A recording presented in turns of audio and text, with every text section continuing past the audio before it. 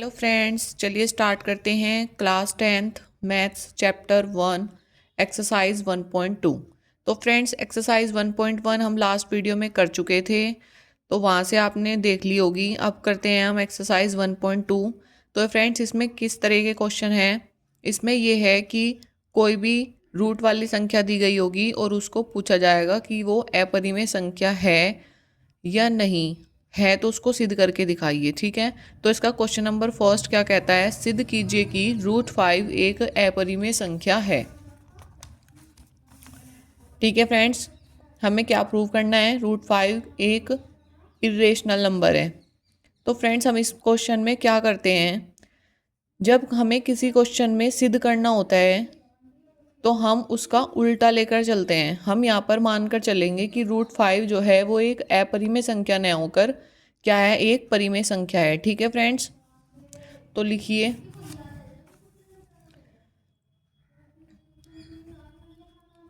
Solution में क्या लिखते हैं। माना √5 एक परिमेय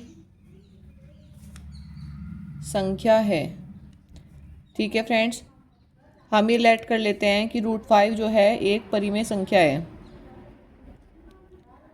तो जब हम इसे √5 को एक परिमेय संख्या मानते हैं तो हम इसको एक परिमेय संख्या के इक्वल रखेंगे। तो परिमेय संख्या क्या होती है? जो संख्या p/q की फॉर्म में होती है वो परिमेय संख्या होती है, और जिसमें q ≠ 0 होना चाहिए। तो मैंने मान लिया कि √5 p/q। ठीक है फ्रेंड्स, और यहाँ पे q ≠ 0, क्योंकि परिमेय संख्या की डेफिनेशन ये होती है कि p/q और q ≠ 0। जहाँ पर p और q क्या है? हमारे पूर्णांक है, तो लिखेंगे जहाँ p और q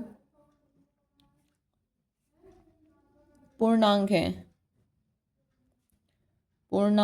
है। ठीक है फ्रेंड्स, जहाँ पर p और q क्या है? हमारे पूर्णांक हैं, तथा p और q सह अभाज्य। तो फ्रेंड्स, यहाँ पे एक वर्ड आया है सह अभाज्य। ये क्या होता है? सह अभाज्य होता है कोई भी डिजिट ले ली, अगर उनका HCF 1 आता है। देखो यहाँ पे p और q, इसने कहा p और q जो है वो हमारे सह अभाज्य है, यानी अगर मैं कोई भी डिजिट ले लूँ और उनका HCF 1 आता है तो वे हमारे सह अभाज्य हो जाते हैं। जैसे कि मैंने ले लिया, मान लिया 2/4 ही ले लो आप, तो 2 1 2, 2 2 4, क्या आया? ये 1/2 आ गया। अब इनका HCF देखो क्या है, ये 1 है, तो 1 का HCF 1 के फैक्टर करें, ऐसे मैंने 2 के भी फैक्टर कर लिए, तो दोनों का HCF कितना आ गया? 1 आ गया। ठीक है फ्रेंड्स, तो यानी कि सह अभाज्य होते हैं जिनका HCF 1 आता है। तो कोई भी नंबर ले सकते हैं हम, जो भी आपकी परिमेय संख्या होती हैं वे सभी सह अभाज्य होती हैं, क्योंकि उनका HCF 1 होता है। ठीक है फ्रेंड्स, तो फ्रेंड्स आगे क्या करेंगे? p = √5 q। ठीक है, अब आगे क्या करते हैं? अब लिखेंगे यहाँ पे दोनों तरफ का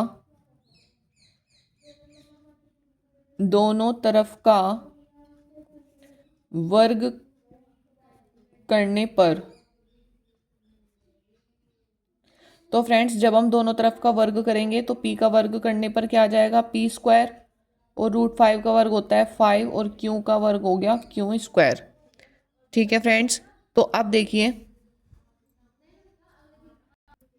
तो फ्रेंड्स देखिए, ये जो 5 है ये p² के नीचे चला जाएगा और = क्या रह जाएगा? q²। तो यहाँ पे हम लिखेंगे ये जो 5 है ये p² को विभाजित करता है, तो जो 5 है वो p को भी विभाजित करेगा, क्योंकि कोई भी संख्या अगर किसी के स्क्वायर को डिवाइड करती है तो वो संख्या उसको भी डिवाइड करेगी। जैसे कि फॉर एग्जांपल हम लेते हैं, मान लिया ये 5 है, ठीक है, और ये 25 को डिवाइड करता है, यानी कि 5 के स्क्वायर को डिवाइड करता है ना फ्रेंड्स, तो ये 5 को भी डिवाइड करेगा। ठीक है, इसी तरीके से यहाँ पे लिखेंगे कि जो 5 है वो पी स्क्वायर को विभाजित करता है, 5 पी स्क्वायर को विभाजित करता है,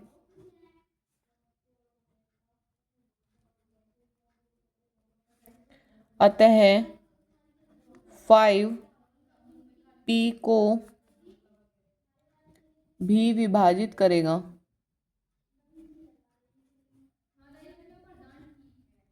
कोई भी संख्या ले सकते हैं फ्रेंड्स आप। अगर कोई भी संख्या किसी के स्क्वायर को डिवाइड करती है तो वो संख्या उसको भी डिवाइड करेगी, ठीक है। तो यहाँ लिखा हमने 5 पी स्क्वायर को विभाजित करता है, अतः 5 पी को भी विभाजित करेगा। अब P is equal to 5m रखने पर, ठीक है फ्रेंड्स।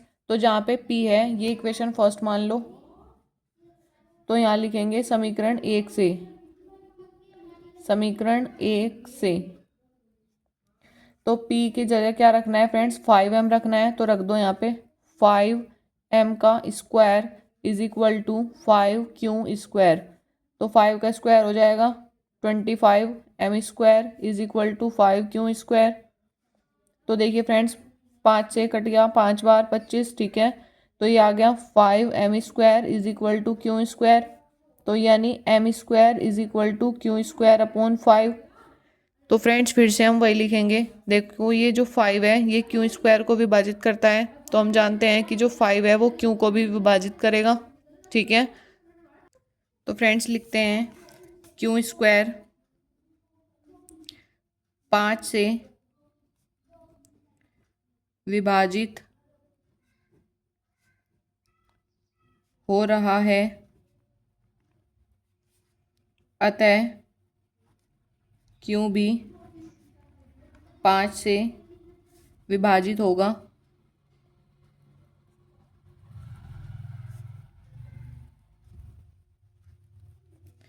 ठीक है फ्रेंड्स, तो अब आप देखिए परिमेय संख्या होने के लिए जो है HCF 1 आना चाहिए। तो मुझे यहाँ पे दिखाई दे रहा है इक्वेशन फर्स्ट और इक्वेशन सेकंड। सेकंड क्या है हमारी, इसको इक्वेशन सेकंड मान लेते हैं। इन दोनों की मदद से हमें दिखाई दे रहा है कि यहाँ पर जो HCF है वो 1 नहीं है, 5 है, ठीक है। यानी हमने देखा कि इक्वेशन फर्स्ट में भी जो पी स्क्वायर है वो 5 से विभाजित हो रहा है, और इक्वेशन सेकंड में भी जो क्यू स्क्वायर है वो 5 से विभाजित हो रहा है। तो इसका मतलब इसका HCF निकालेंगे तो वो कितना आएगा, 5, ठीक है। तो इसका मतलब परिमेय संख्या सिद्ध करने के लिए HCF जो है वो 1 आना चाहिए, लेकिन हमारा क्या आ रहा है, 5 आ रहा है। तो अब हम लिख देंगे कि हमारी जो कल्पना है वो विरोधाभास है, यानी कि हमारी कल्पना गलत है। जो हमें संख्या दी गई है √5 वो एक परिमेय संख्या नहीं है, एक अपरिमेय संख्या है, ठीक है। तो लिखते हैं, चलिए। समीकरण 1 तथा 2 में HCF जो है वो इज नॉट इक्वल टू 1 है। दोनों का HCF 1 नहीं है, अतः हमारी कल्पना गलत है या विरोधाभास है। अतः हम कह सकते हैं कि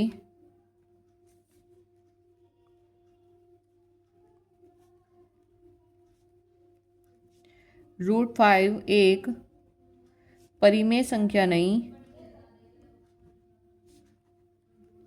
परिमेय संख्या नहीं, एक अपरिमेय संख्या है, एक अपरिमेय संख्या है, ठीक है फ्रेंड्स। तो फ्रेंड्स इस टाइप के क्वेश्चन को हम इस तरीके से सॉल्व करेंगे।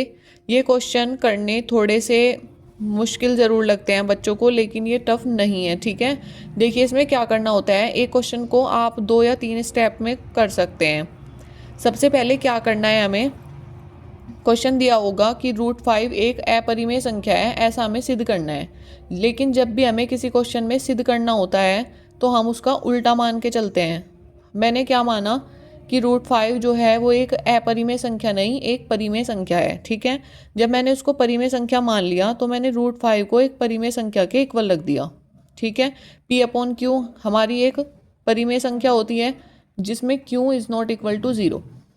जो Q है फ्रेंड्स वो 0 नहीं होता, यानी कि जो हर होता है अगर हम उसको 0 रख देंगे तो वो एक परिमेय संख्या नहीं होगी। ठीक है, अब क्या करना है, हमने देखा कि P और Q क्या है, हमारे पूर्णांक है तथा P और Q सह अभाज्य है।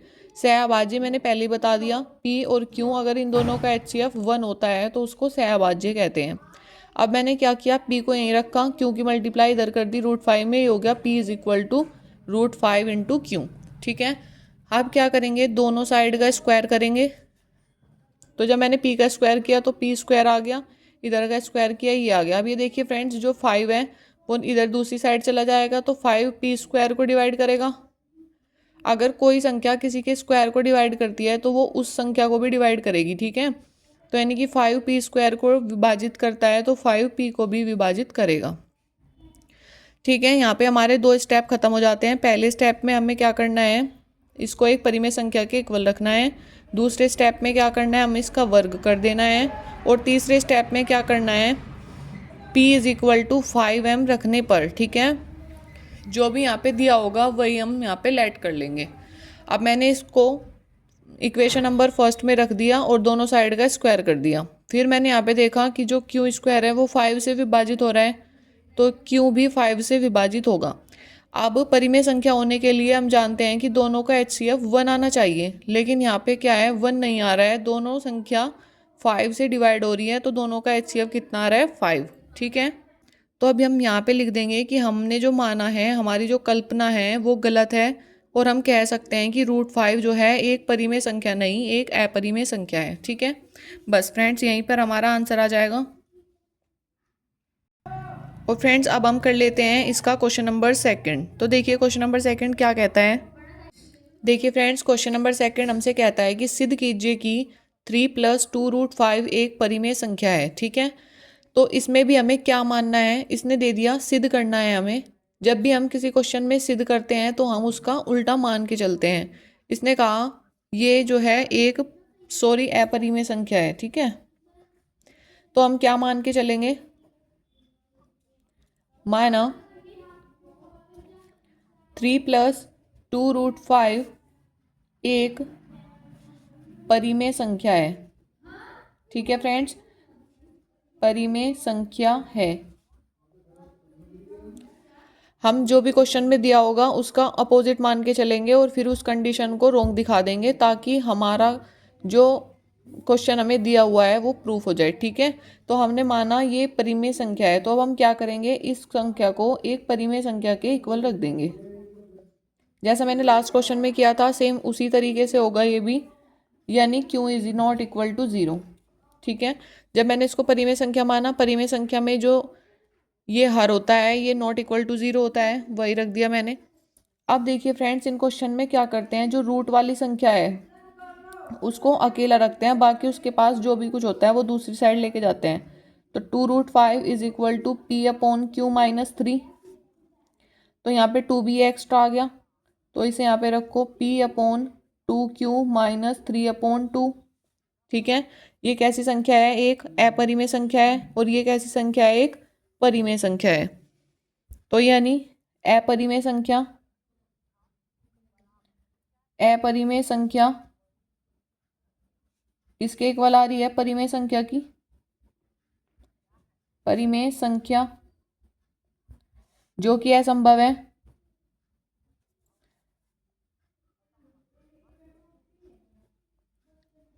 ठीक है फ्रेंड्स, अब देखिए क्या कोई अपरिमेय संख्या परिमेय संख्या के इक्वल हो सकती है, नहीं। तो अपरिमेय संख्या इज इक्वल टू परिमेय संख्या आ रही है, लिखेंगे जो कि असंभव है। अतः अतः हमारी कल्पना गलत है। ठीक है, जो हमने माना वो गलत है, तो हम कह सकते हैं कि हम कह सकते हैं कि 3+2√5 एक परिमेय संख्या नहीं, अपरिमेय संख्या है। अपरिमेय संख्या है। ठीक है फ्रेंड्स, बस यहीं पर आंसर आ जाएगा। कितना आसान था इसको करना, सारे क्वेश्चन करना इतना ही आसान है। सबसे पहले हम क्या करते हैं, जो भी हमें क्वेश्चन में दिया गया है उसका अपोजिट हम मान लेते हैं। जब हम परिमेय संख्या मानेंगे तो हम उस संख्या को परिमेय संख्या के इक्वल रखेंगे। परिमेय संख्या क्या होती है फ्रेंड्स, P/Q की फॉर्म में जो संख्या होती है, यानी कि अंश बटे हर की फॉर्म में जो संख्या होती है उसको परिमेय संख्या कहते हैं। यहाँ पर ये भी लिख सकते हैं P तथा Q पूर्णांक है।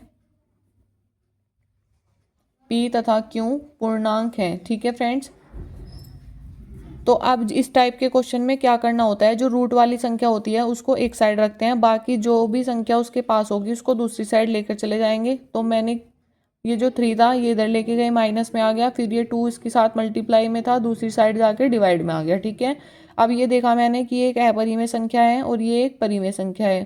तो अपरिमेय संख्या कभी भी परिमेय संख्या के इक्वल नहीं हो सकती, जो कि असंभव है, इसने दिखा रखा है। ठीक है, तो यहाँ पे हम मान लेंगे हमारी कल्पना गलत है और हम कह सकते हैं कि 3+2√5 एक परिमेय संख्या नहीं बल्कि एक अपरिमेय संख्या है।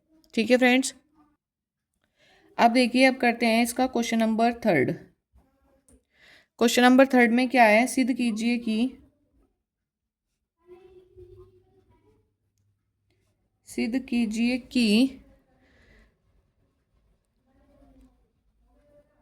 निम्नलिखित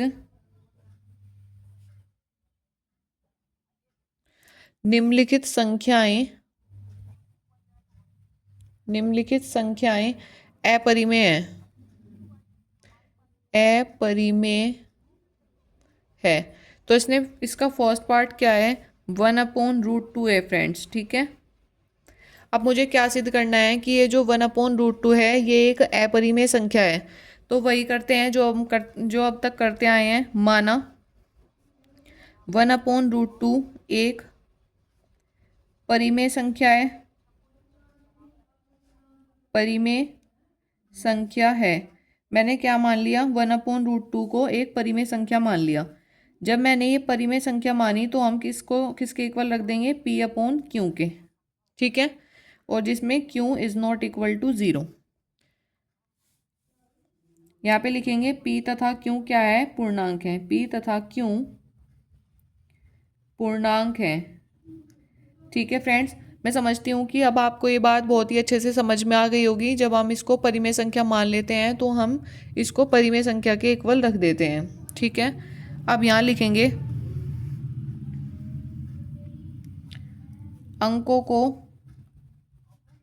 पलटने पर, यानी 1/√2 है, जब इसको पलट देंगे तो क्या हो जाएगा, ये √2 हो जाएगा और ये Q/P हो जाएगा फ्रेंड्स। ठीक है, तो यहाँ पर भी अभी हम वही लिखेंगे। ये कैसी संख्या है, एक अपरिमेय संख्या, और किसके इक्वल आ गई, परिमेय संख्या के। तो लिखेंगे अपरिमेय संख्या इज इक्वल टू परिमेय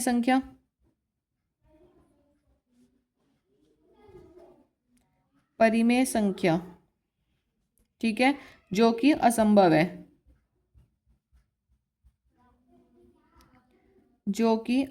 है, अतः हमारी कल्पना विरोधाभास है या हमारी कल्पना गलत है, और हम कह सकते हैं कि